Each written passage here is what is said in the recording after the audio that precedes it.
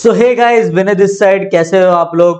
तो ये हमारी क्लास 14th है 150 इंग्लिश ग्रामर रूल्स की सीरीज की। ठीक है, तो चलो भाई क्लास को स्टार्ट करते हैं। अभी तक हमने इससे पहले हमारी 13 क्लास हो चुकी है जिसमें हमने 50 इंग्लिश ग्रामर रूल्स कवर कर दिए हैं। जैसे कि ये रूल्स आपको कहाँ पे हेल्प करेंगे मैं आपको बता देता हूँ। जैसे आपको क्विक रिवीजन करनी है। सब कुछ बच्चे हैं जो अपने आप को मतलब वो ऐसा समझते हैं कि मैं ऑफलाइन में पढ़ाता हूँ, वो कहते हैं कि सर हमसे ना ग्रामर नहीं पढ़ी जाएगी, तो रूल्स की वीडियो देख लेते हैं। तो उन बच्चों के लिए ये वीडियो बहुत अच्छी रहेगी। ठीक है, और क्या है, और भाई आपके जैसे कि आपको रिवीजन करनी है तो उसके लिए तो अच्छी आई।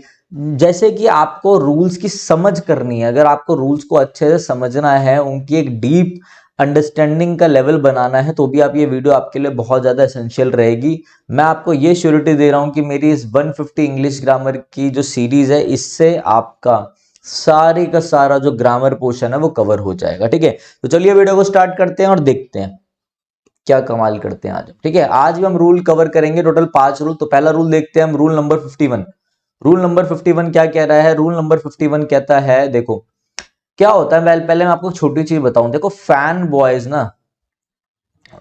बॉयज आपको पता है आपके कंजंक्शंस होते हैं। जैसे आपके बेसिकली को रिलेटिव कंजंक्शंस बनते हैं, कोऑर्डिनेटिव कंजंक्शंस है, ये चीज आपको पता होंगी। तो फैन बॉयज से आपके क्या बनते हैं? आपको पता है कि आपकी जोड़ने वाली कंजंक्शंस बनती है। ठीक है, जैसे कोऑर्डिनेटिंग कंजंक्शंस जो होती है उन्हीं से आपका कोरिलेटिव कंजंक्शन बनता है। तो ये चीजें आपको पता होनी चाहिए। मगर आपको इन सब चीजों से क्या लेना देना जब आपके पेपर में डायरेक्ट इसके ऊपर बेस्ड क्वेश्चंस आते हैं। अब ये जो फैन बॉयज क्या है, या कोरिलेटिव कंजंक्शंस क्या होती है, कोऑर्डिनेटिंग क्या होती है, सब ऑर्डिनेटिव कंजंक्शंस क्या होती है, ये तो मैं आपको कंजंक्शंस में पढ़ा दूंगा। जो हमारा पेड कोर्स देख रहे बच्चे उनको मालूम है कि हमने सारी चीजें करा रखी है। मगर अब मैं आपको बताता हूँ रूल के बेस पे कैसे करना है। तो आप बस ध्यान रखो कि ये कोरिलेटिव जो कंजंक्शंस है ना, ये पेयरिंग में आती है। बेसिकली ये इनका काम क्या होता है, जैसे नॉट ओनली बट ऑल्सो, वो वाली जो कोरिलेटिव होती है उनका काम क्या होता है मैं आपको बता देता हूँ। वो सेम रैंक को जोड़ती हैं, ये भी सेम रैंक को जोड़ती हैं। बस मैं आपको पहले कुछ चीजें समझाना चाह रहा हूं, मेरे हिसाब से चलो सारा काम हो जाएगा। पहले आपको देखनी है इनकी पेयरिंग। पहला क्वेश्चन बनेगा पेयरिंग से, फिर क्वेश्चन बनेगा सेम रैंक से। सेम रैंक से क्वेश्चन भी कहां से आता है वो भी मैं आपको बता दूंगा। पहले पेयरिंग चेक करते हैं। पेयरिंग देख लो, ऑल दो हो या दो हो, इनके साथ येट की पेयरिंग होती है। बोथ के साथ एंड की पेयरिंग होती है। बिटवीन के साथ एंड की पेयरिंग होती है।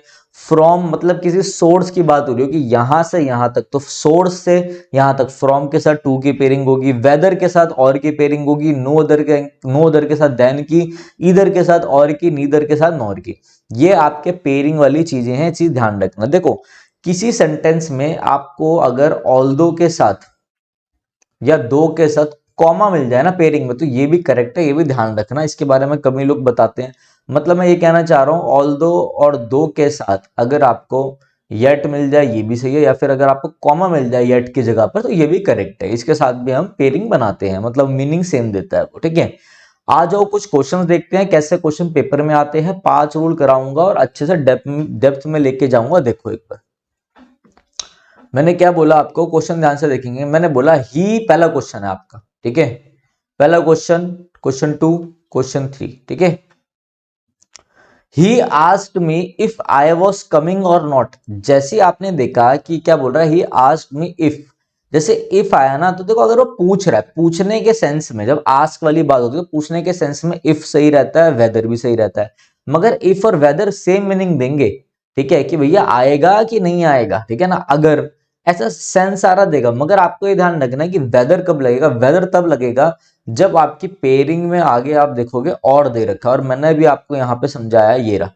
ये देखो वेदर के साथ पेयरिंग होती है और की, तो आप समझ जाओगे सर ये अपना इफ को हटाओ, इफ की जगह लिख दो whether. He asked me whether I was coming और नॉट। ठीक है, नेक्स्ट है this party is between. Between के साथ किसकी पेयरिंग होती है? टू की नहीं होती, एंड की होती है। ठीक है, आप देखो अगर आप क्लीन टू पैरामाउंट में देखोगे तो यही क्वेश्चन को दोनों तरफ से लिखा हुआ है। कैसे लिखा हुआ है? लिखा हुआ है this party is between 7 PM and 10 PM। ठीक है, और ये भी लिखा हुआ है कि this party is from 7 PM to 10 PM। दोनों सही है, कंफ्यूज मत होना भाई। इतना ध्यान रखना, फ्रॉम की पेयरिंग टू के साथ, बिटवीन के एंड के साथ। मगर जब आपके एरर में आएगा, तो जब ऐसे कभी आप दिक्कत हो जाए आपको कि सर मैं टू के हिसाब से बिटवीन को बदलूं, करूं कि बिटवीन के हिसाब से इसको बदलूं, तो हमेशा हम चलते हैं लेफ्ट टू राइट, ये आपको पता है, ठीक है। मगर आपको एक चीज क्या देखनी है, आपको एक चीज मेरे भाई ये भी देखनी है कि जब किसी सोर्स से बात हो रही है कि ये चीज यहां से सोर्स से यहां तक जा रही है, तो फ्रॉम लगाना, ये बात मेरी ध्यान रखना। आगे कोई एग्जांपल आएगा तो मैं अच्छे से समझा दूंगा, बस आप इतना भी ध्यान रखो। बेसिक से यार, पहले 8वीं क्लास पढ़ाई जाएगी, फिर 9वीं, फिर 10वीं, फिर 11वीं ना, बस डायरेक्ट 12वीं क्लास पढ़ा दूंगा, कुछ समझ में नहीं आएगा आपको। तो ध्यान से समझो, भी लेवल उठा रहा हूं मैं, ठीक है। बिटवीन के साथ पेयरिंग होगी एंड की, फ्रॉम के साथ पेयरिंग होगी टू की, सही है। नेक्स्ट देखो, he is both intelligent as well as, नहीं आएगा, बोथ के साथ पेयरिंग होती है एंड की। रट लेना इन चीजों को, घोल लो, क्योंकि यहां पे भी मैंने आपको लिखा हुआ है बोथ के साथ पेयरिंग होती है एंड की, ठीक है। ईदर के साथ और की, नीदर के साथ नॉर की। अब ये ईदर और नीदर नॉर को मैं और अच्छे से अभी आपको समझाऊंगा। ये आपका रूल नंबर 51 हो गया खत्म। नेक्स्ट आ जाओ। अब ईदर और के बारे में हम कुछ बात करते हैं कि ये जो कोरिलेटिव कंजंक्शंस है, ठीक है, ये बेसिकली एक तो पेयरिंग देख लो इनकी कि इधर के साथ और आ रहा है, नीदर के साथ नॉर आ रहा है, नॉट ओनली बट ऑल्सो, इन तीन पर बहुत सारा क्वेश्चन आते हैं। ध्यान रखना ये कोरिलेटिव कंजंक्शन है। अब मैंने आपको पेयरिंग वाला तो बता दिया इस वाले रूल में कि पेयरिंग कैसे होगी, मगर मैं आपको समझा रहा हूं कि अब आपको सेम रैंक को कैसे ध्यान रखना है। मेरी बात समझो, ध्यान से देखना कि सेम रैंक को ज्वाइन करेगा, मतलब सेम रैंक का मतलब कि अगर ये पहला वाला नाउन को ज्वाइन कर रहा है तो दूसरा वाला भी नाउन को ज्वाइन करेगा, ठीक है। वर्ब के बारे में बता रहा है, वर्ब को ज्वाइन कर रहा है तो दूसरे वाले वर्ब को करेगा। देखो कैसे, मैंने बोला not only Deepak but also मोती कैन डू इट, ठीक है। देखो नॉट ओनली के बाद ये जो दीपक आ रहा है जो कि सब्जेक्ट है यहाँ का, बेसिकली ये एक नाउन है और एक्ट कैसा कर रहा है, सब्जेक्ट।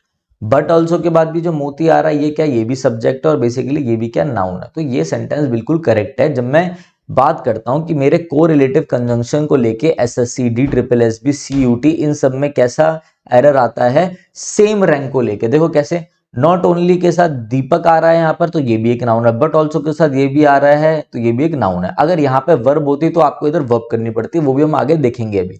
जैसे देखो अभी तो ये सब्जेक्ट को ज्वाइन कर रहे हैं, आगे एग्जांपल देखते हैं। आई लाइक, आई प्लस में subject, I like not only Deepak, Deepak भी यहाँ पे क्या है, एक नाउन है जो कि एक्ट कर रहा है ऐसा क्या, ऑब्जेक्ट, ठीक है। बट ऑल्सो क्या, श्याम, श्याम भी क्या है आपका, एक नाउन है जो कि एक्ट कर रहा है एज अ ऑब्जेक्ट। मुझे मालूम है ये चीज आपके दिमाग के ऊपर से जा सकती है, तो मैंने आपके लिए बहुत अच्छे से पीपीटी बना रखी है। अभी आगे मैं ला रहा हूँ, क्वेश्चन कराऊंगा एक दो, सब बच्चों को समझ में आएगी, बस ध्यान से सुनो। ऊपर वाले क्वेश्चन में क्या हुआ, ऊपर वाले एग्जांपल में हुआ कि नॉट ओनली के बाद में नाउन जुड़ रहा है, बट ऑल्सो के बाद में नाउन जुड़ रहा है, सेम रैंक जुड़ रही है, दोनों नाउन है, एक सब्जेक्ट की तरह काम कर रहा है, दूसरा सब्जेक्ट की तरह, बिल्कुल सही है। यहाँ पे भी नाउन जुड़ रहा है, नाउन, ये भी ऑब्जेक्ट है, ये भी ऑब्जेक्ट है, बिल्कुल सही है। अब ये वाला एग्जांपल देखते हैं, कह रहा है he will not only go but also stay, but also के बाद स्टे मतलब ठहरना, मतलब ये एक वर्ब है। नॉट ओनली के साथ भी एक वर्ब आ रही है, बिल्कुल सही है, दोनों सेम रैंक जोड़ रहा है। सर अभी तक जितना आपने हमें बताया, हमें थोड़ा थोड़ा समझ में आया, हमें नहीं आया मेरे भाई। अब मैं आपको बताता हूं आपके पेपर में कैसे आएगा। लो, पेपर में आता है, not only he goes to my house but also stage there. ये क्वेश्चन है आपका, बुक का ही क्वेश्चन है, प्रीवियस ईयर ही क्वेश्चन है आपके, ठीक है ना। अब भाई हुआ क्या, ये भी प्रीवियस ईयर क्वेश्चन है आपका, ठीक है। अब हुआ क्या, देखो जैसे आपने देखा नॉट ओनली, सबसे पहले आपके दिमाग में क्या आएगी कि विनय सर ने बताया पहले तो भैया पेयरिंग चेक करो कि नॉट ओनली के साथ आएगा बट ऑल्सो, तो पेयरिंग तो बिल्कुल सही है, ठीक है। दूसरी बात देखो कि सेम रैंक को ज्वाइन कर रहा है, यहां पे हम लगा रहे हैं नॉट ओनली को ही से पहले, और बट ऑल्सो के बाद यहां पे वर्ब आ रही है, तो आप देख लो पीछे वालों को 99% के सही जाएगा, ठीक है। कंजंक्शन चैप्टर हमारे पेड कोर्स में देख लेना, मैंने बहुत अच्छे से बता रखा है। मगर अगर आपको नहीं लेना पेड कोर्स तो कोई दिक्कत नहीं है, वीडियो आप ही के लिए, मैं आपको कुछ ट्रिक बता रहा हूं, उससे आपका दिमाग हो जाएगा, 99% आप करेक्ट करके आओगे, 1% वो आएगा ही नहीं, ठीक है। पॉजिटिव एटीट्यूड रखोगे, कहते हैं ना एटीट्यूड इज एवरीथिंग, तो पॉजिटिव एटीट्यूड रखो, काम बन जाएगा। कैसे, देखो बट ऑल्सो को जैसे आपने देखा, सबसे पहले आपने इन दोनों को देखते हुए ये देखा कि नॉट ओनली के साथ बट ऑल्सो की पेयरिंग हो गई, ये तो पेयरिंग तो सही है। अब क्या ये कोरिलेटिव कंजंक्शन सेम रैंक को ज्वाइन कर रहे हैं, तो आप देखो बट ऑल्सो के बाद यहाँ पे स्टेज आ रहा है जो कि क्या, वर्ब है।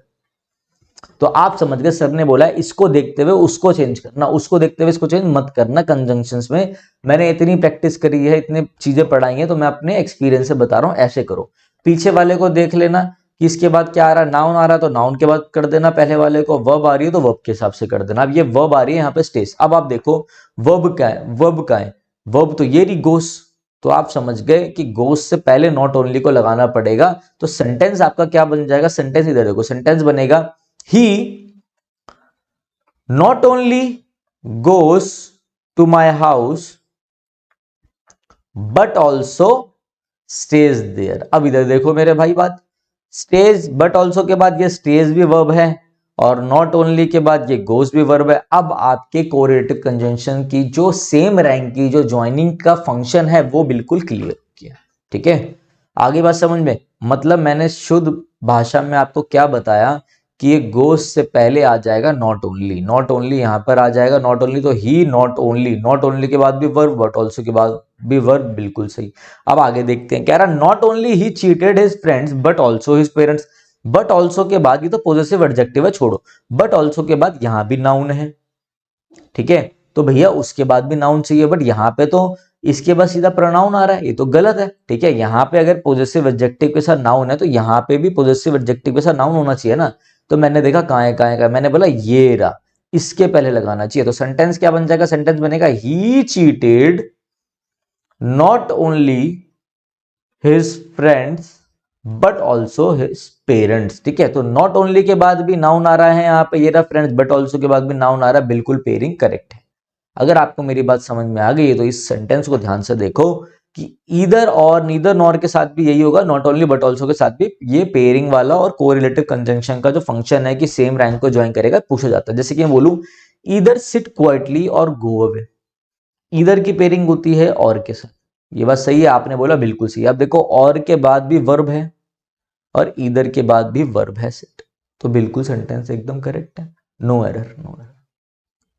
अब मैं लिखता इधर क्वाइटली सिट तो वो गलत हो जाता। जैसे यहाँ पे अब आप सही करके बताओ मुझे, Rohan went to a nearby shop and either bought a pen और पेंसिल। करो करो भाई करो, सॉल्व करो। देखो Rohan went to a nearby shop and either bought, जैसे ईदर आया तो मैं देख रहा हूँ ईदर की पेयरिंग और के साथ सही है, बट और के साथ तो यहाँ पे नाउन है पेंसिल और ईदर के साथ तो वर्ब है, तो गलत है। तो मुझे लिखना पड़ेगा एंड बॉट, ईदर को इधर करना पड़ेगा, either and bought either a pencil, इधर अ पेन और पेंसिल, खत्म। यहाँ पे भी नाउन आ गया इधर के बाद, ये एडजेक्टिव का बोलो, ये तो सॉरी ये आर्टिकल को बोलो, ये आर्टिकल तो आपके नाउन के लिए लगा हुआ है। मतलब सेंटेंस कैसा बन जाएगा, मेरे मुंह से एडजेक्टिव निकल गया था। ठीक है, सॉरी कोई नहीं, इधर अ पेन और पेंसिल। अब देख लो और के बाद भी क्या है यहाँ पर, और के बाद भी यहाँ पर मेरे भाई क्या है, नाउन है, और इधर के बाद भी क्या है, यहाँ पे नाउन है। करेक्ट है, बिल्कुल करेक्ट है, खत्म कहानी।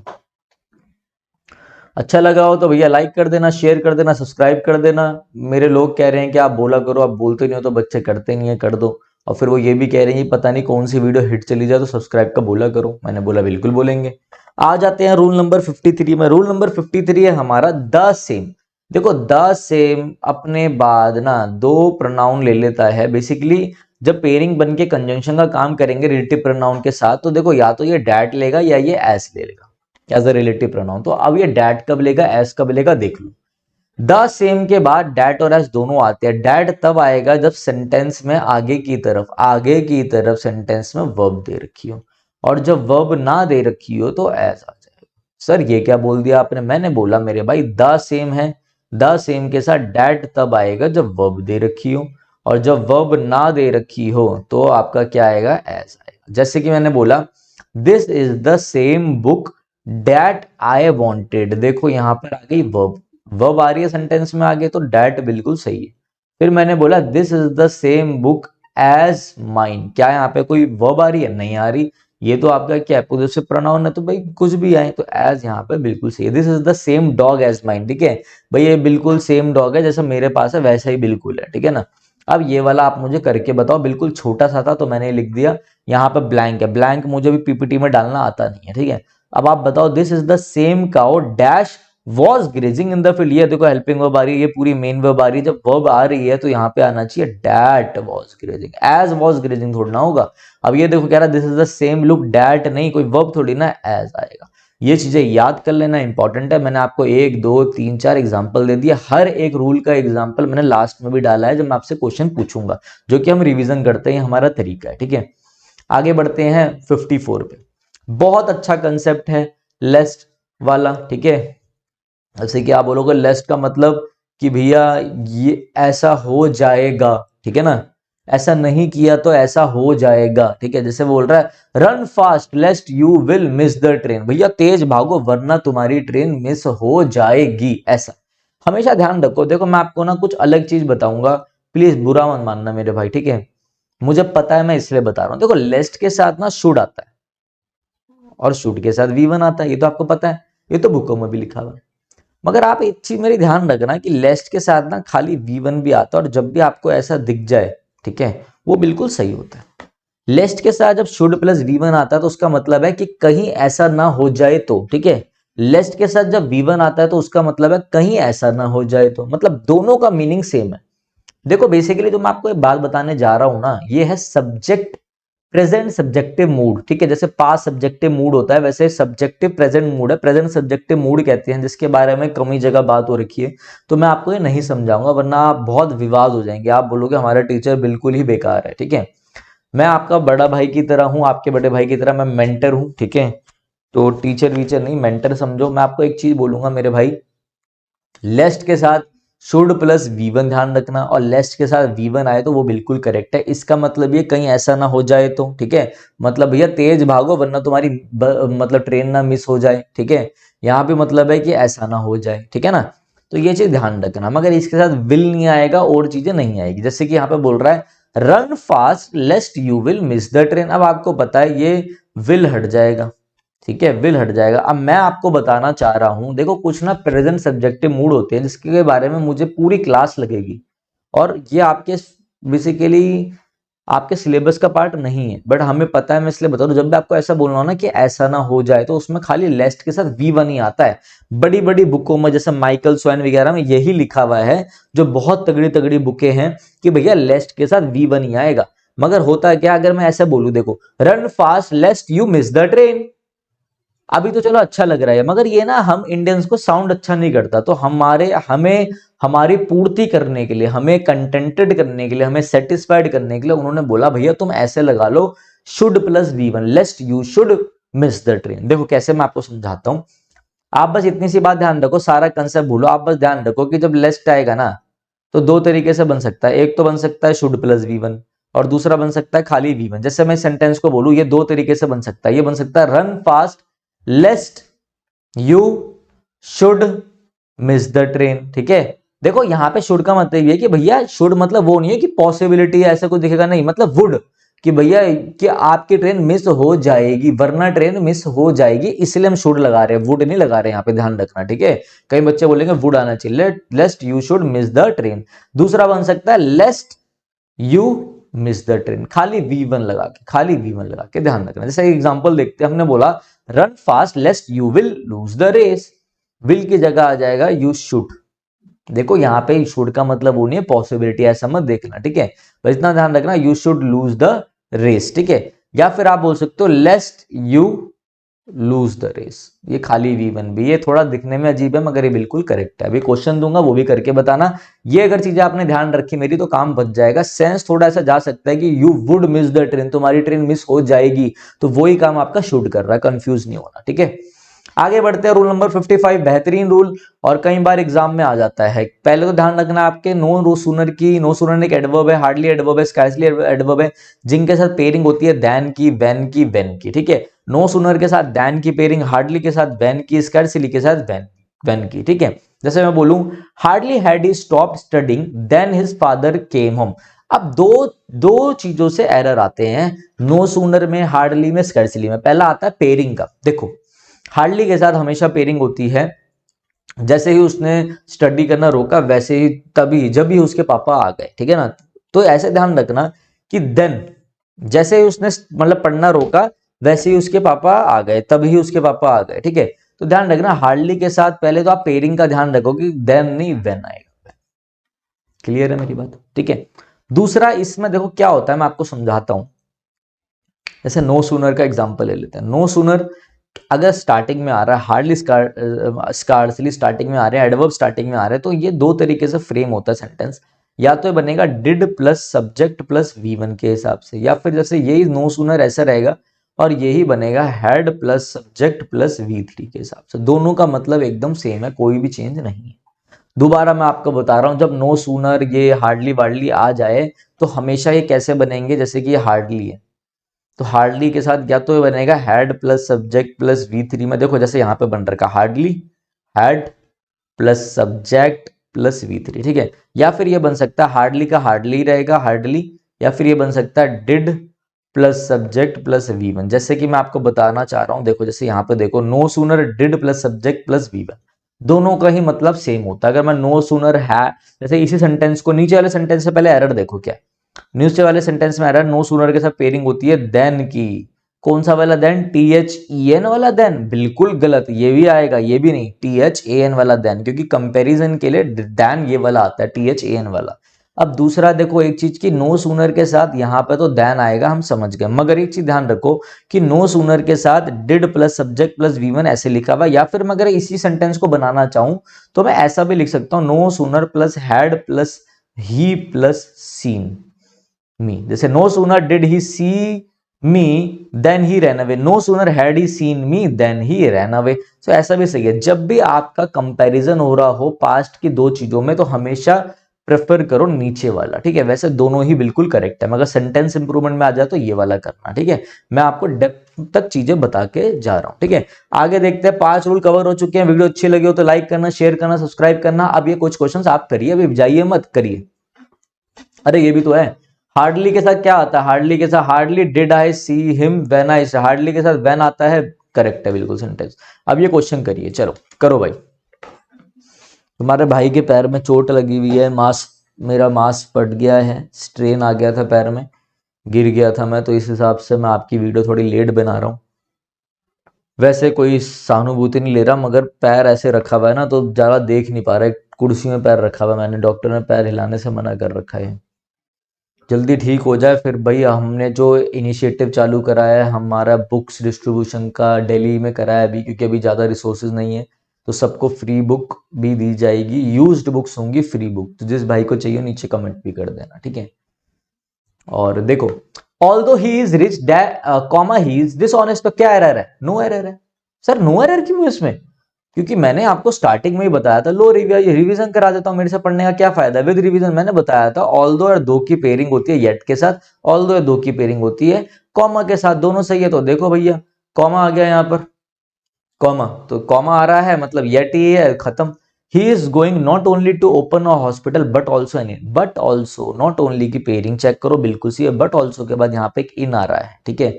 लाइक मतलब इन मतलब क्या होता है, पब टाइप ना, पब वब कुछ, तो जैसे वो इन आ रहा है एक नाउन है, तो भैया नॉट ओनली के बाद भी नाउन चाहिए, नॉट ओनली के बाद तो ये दे रखा टू ओपन, तो गलत है ये। नॉट ओनली को हम यहाँ पे लिख देंगे नाउन से पहले, देखो यहाँ पे भी आर्टिकल, यहाँ पे भी नाउन, यहाँ पे भी आर्टिकल, यहाँ पे भी नाउन, यहाँ लिख दो नॉट ओनली। सेंटेंस क्या हो जाएगा, he is going to open not only a hospital but also an inn, he has bought not only a new car but a new house also. चलो इसमें एरर बताओ, पहले नीचे वाला देख लेते हैं। I have no other, no other की पेयरिंग होती है बट के साथ नहीं देन के साथ, ये मैंने स्टार्टिंग में बताया। This is the same book as met, met एक वर्ब है, जब दिस इज द सेम के साथ वर्ब आ जाए तो एज नहीं डेट आता है मेरे भाई, ठीक है।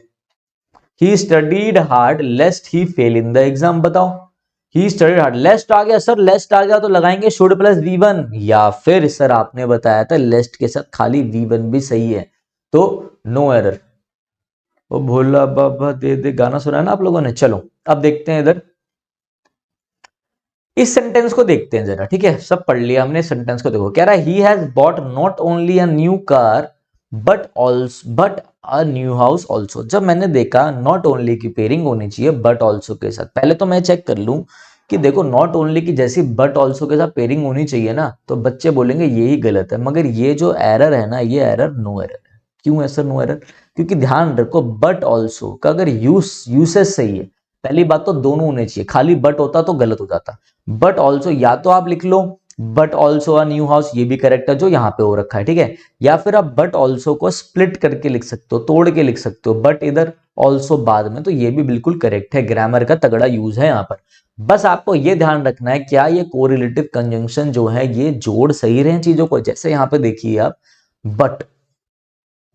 बट के बाद मतलब बट ऑल्सो इधर लिखा है, मगर ये इसी का मतलब है बट ऑल्सो लिखा, भाई ऑल्सो भूल दो। तो आप देखो बट के बाद यहाँ भी आ न्यू हाउस आ रहा है, बेसिकली नाउन जुड़ रहा है। नॉट ओनली के बाद बेसिकली आ न्यू कार नाउन ही जुड़ रहा है, तो दोनों कोरिलेटिव कंजंक्शन का यूज सही है। बस आपको ये बात पता नहीं थी कि बट ऑल्सो को स्प्लिट करके भी लिखा जा सकता है, सिर्फ इसी चीज को, गलती से कभी किसी इन्फिनेटिव को स्प्लिट करके मत लिख देना, ठीक है। तो चलिए गाइस, थैंक यू, और बस ऐसे ही प्यार बनाए रखो। अभी हमारे मुझे बड़ा अच्छा लगता है कि हमारे विनय कक्षा के जो एवरेज व्यूज हैं वो अब 200 व्यूज आ रहे हैं हर वीडियोस में। बहुत लोग मुझे बोलते हैं बहुत कम है ये वो, बट मैं बहुत खुश हूँ मेरे भाई, क्योंकि मैं एक पॉजिटिव एटीट्यूड रखता हूँ हर चीज की तरफ। तो 200 व्यूज आई थिंक सही है। धीरे धीरे बस मेरा टारगेट है कि ये 1K हो जाए, 1K पैसा नहीं, 1K व्यूज हो जाए हर वीडियो पे, तो शायद कुछ ना कुछ आने लगेगा। तुम्हारे भाई का चैनल तो मोनेटाइज हो गया बहुत पहले का, मगर अभी कुछ नहीं है, समझ रहे हो ना। तो कोई नहीं, हम अच्छे से करेंगे, टेंशन मत लो, ठीक है। बहुत अच्छी अच्छी चीजें करेंगे हम। प्रॉफिट तो कमाएंगे ही, क्योंकि प्रॉफिट तो हर कोई कमा रहा है, मगर सिर्फ प्रॉफिट ही नहीं कमाएंगे, हम बहुत अच्छे अच्छे काम भी करेंगे। ऐसा मेरा दिल है और मैंने ऐसा सोचा है, तो दिल की बात कर रहा हूँ, दिल वालों से। दिल्ली वाले हैं इसलिए, ठीक है ना। क्या डायलॉग मारा मैंने। एक बच्चा बोल रहा था आप अपनी वीडियो में बिल्कुल बातें नहीं करते, तो थोड़ी करा करो। मैंने सोचा यार पढ़ाई के पीछे मुझे बातें करना अच्छा नहीं लगता, ऑफलाइन सेंटर में तो करता हूँ मैं, मगर मैंने सोचा क्लास की बात कर लेता हूँ। तो कोई भी अगर रुका हो क्लास लास्ट तक देख रहा होगा तो मेरी ये बातें आप तक पहुंच जाएगी। तो चलिए गाइस मैं चलता हूँ, thank you, have a nice day. तो आपके लिए लास्ट में जाते जाते एक इम्पॉर्टेंट चीज ये है कि देखो हमारी जो ऐप है वो लॉन्च हो गई है विनय कक्षा नाम से, ठीक है। आप गूगल प्ले स्टोर पे एंड्रॉयड वाले, जो एंड्रॉयड बच्चे एंड्रॉयड फ़ोन यूज़ करते हैं, वो प्ले स्टोर पे जाके विनय कक्षा लिखेंगे तो आपको हमारी ऐप मिल जाएगी, ठीक है ना। आप iOS वाले के लिए मैंने नीचे एक लिंक डाल दिया iOS वालों के लिए, तो वहाँ से जाके डाउनलोड कर सकते हैं, ठीक है। गूगल प्ले स्टोर में जैसे आप विनय कक्षा लिखोगे तो ये आपका ऐसा स्क्रीन खुलेगा, आपको इंस्टॉल करके ओपन करना है। इसके बाद आप आ जाएंगे इस इंटरफेस में, ठीक है।